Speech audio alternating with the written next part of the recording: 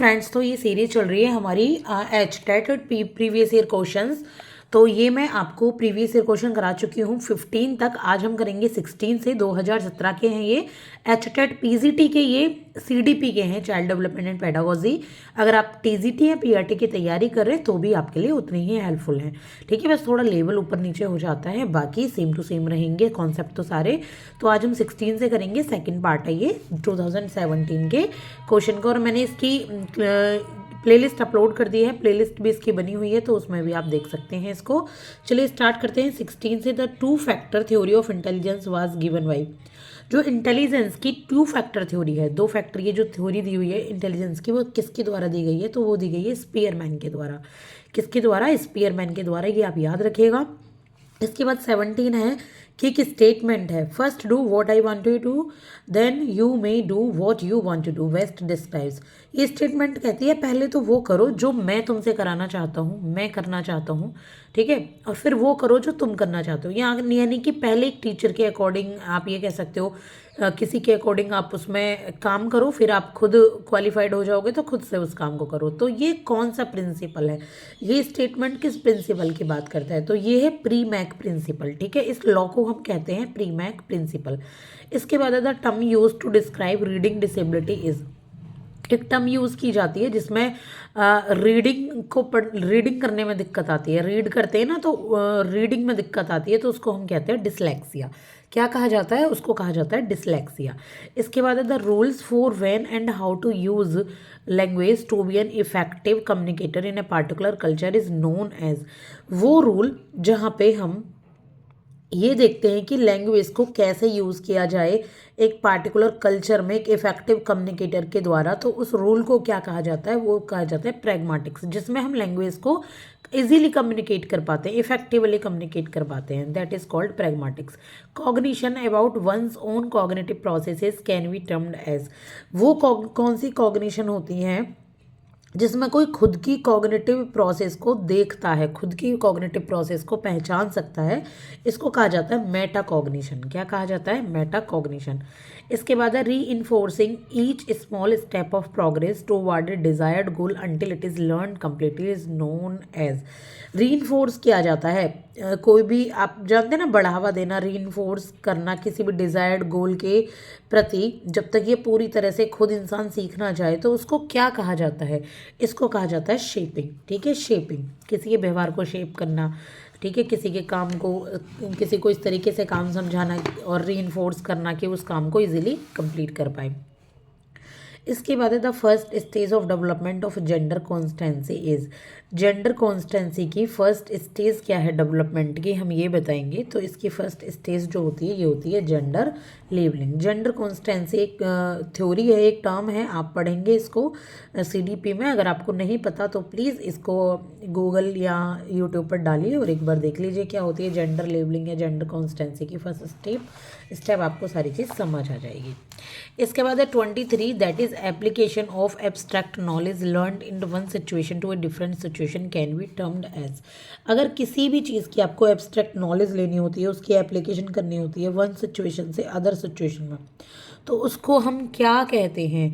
इसको कहा जाता है हाई रोड ट्रांसफ़र। ठीक है, वन सिचुएशन से किसी डिफरेंट सिचुएशन में कोई नॉलेज चाहिए होती है, उसकी एप्लीकेशन करनी होती है, उसको हाई रोड ट्रांसफ़र कहते हैं। You have introduced weekly quiz in your class to assess students progress. भाई, तुम एक टीचर हो और तुमने अपनी क्लास में अपने स्टूडेंट की प्रोग्रेस को चेक करने के लिए वीकली क्विज रखी है, हफ्ते में एक बार। You are using which schedule of reinforcement. आप कौन से री इन्फोर्समेंट का शेड्यूल यूज़ कर रहे हैं? तो आप जो कर रहे हैं, ये कर रहे हैं फिक्स्ड इंटरवल का। एक इंटरवल है, एक समय तो है, लेकिन वो फिक्स है, हर हफ्ते आप करा रहे हैं ताकि स्टूडेंट की आप प्रोग्रेस को चेक कर सकें। That is called C fixed interval. इसके बाद है PECS is a method of teaching which may be used for.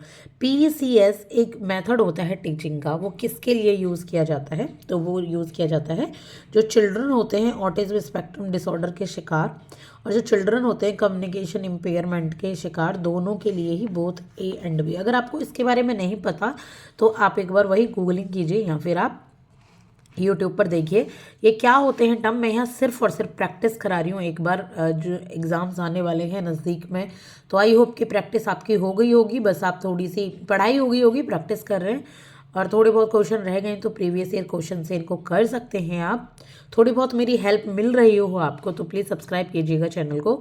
बहुत सारे स्टूडेंट्स के लिए, बहुत सारे एग्जाम्स के लिए, मोस्टली टीचिंग एग्जाम्स के लिए मैं यहाँ क्लासेस अपलोड करती हूँ, जिसमें प्रीवियस ईयर क्वेश्चंस भी कराती हूँ, करंट अफेयर भी कराती हूँ, ईयरली करंट अफेयर। मैं डेली करंट अफेयर नहीं कराती, ईयरली करंट अफेयर भी कराती हूँ आपको कंप्लीट, और साथ के साथ आपको कुछ कॉन्सेप्ट भी क्लियर कराती हूँ जो कि हैंड रिटन नोट्स के फॉर्म में होते हैं। अब करेंगे हम 26 building schemas through direct interactions with environment is known as. जब हम डायरेक्टली इंटरेक्शन करते हैं एनवायरनमेंट के साथ, जिसमें हम स्कीमा का यूज़ करते हैं, तो उसको क्या कहते हैं? देखिए ये पियाजे की थ्योरी में दे रखा है स्कीमा, और वैसे नॉर्मल बात है, इसको हम एडेप्टेशन कहते हैं, एडेप्टेशन। ठीक है। इसके बाद which of the following is not a component of reciprocal teaching. इनमें से कौन सा रिसाइप्रोकल टीचिंग का कंपोनेंट नहीं है? तो रिसाइप्रोकल टीचिंग का जो कंपोनेंट नहीं है वो इनमें से देखिए तीनों ही कंपोनेंट है, क्वेश्चनिंग भी है, प्रेडिक्टिंग भी है, क्लेरिफाइंग भी है। तो इसका आंसर आ जाएगा डी, नन ऑफ दीज। इसके बाद the ability of seriation is the characteristics of the. जो सीरिएशन की एबिलिटी है, सीरीज वो कहाँ आ जाती है सीरीज में लगाना किसी चीज़ को स्टूडेंट्स के द्वारा? तो ये आ जाती है आपकी कॉन्क्रीट ऑपरेशनल स्टेज में। ठीक है, किस में आती है? कॉन्क्रीट ऑपरेशनल स्टेज में। किसकी है ये थ्योरी बताइए, किसकी है ये थ्योरी मुझे बताइएगा। इसके बाद है the first person who use the term learning disabilities was. कौन सा पहला ऐसा पर्सन है जिसने लर्निंग डिसेबिलिटी टर्म का यूज़ किया? पहले भी पूछा जा चुका है, तो इसका नाम है सैमुअल कर्क। क्या नाम है? Samuel Kirk. इसके बाद the view children speak to themselves for self guidance was given by. एक ऐसा व्यू चिल्ड्रन जिसमें अपने आप से बात करते हैं, अपनी ही गाइडेंस लेते हैं, तो उसको क्या कहते हैं? ये किसने दिया है? ये दिया है बाय गोत्स्के ने। जो छोटे बच्चे होते हैं ना, वो खुद से बात ही करते हैं और खुद को गाइड भी करते रहते हैं। ठीक है, तो ये दिया है किसने? बायगॉत्स्के ने अपनी कल्चर थ्योरी में, सोशियो कल्चर थ्योरी उन्होंने दिया।